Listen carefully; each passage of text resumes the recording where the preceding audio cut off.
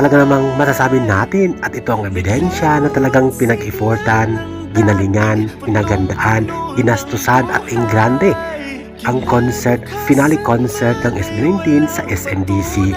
Tanging SB19 lamang ang nakagawa pa nito. Dahil ang drones pa lang, ang mga drones na ginamit ay patunay na talagang may budget ang concert finale ng ating Mahalima. Hindi naman sa nagmamayabang, talagang binigyan ng importansya at yung savings ay ginamit para mapaganda ang concert finale ng SB19. Siyempre ito ay huge achievement ng ating Mahalima dahil gumamit sila ng napakaraming drones para dito.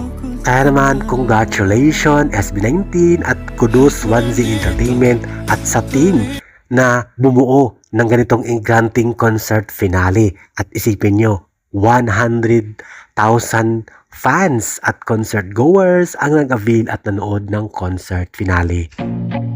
I feel nauseous, believe me. Never had a lot of shit come easy. Had to work hard, struggle just to be me. Had to rise up just so they could see me. Did what I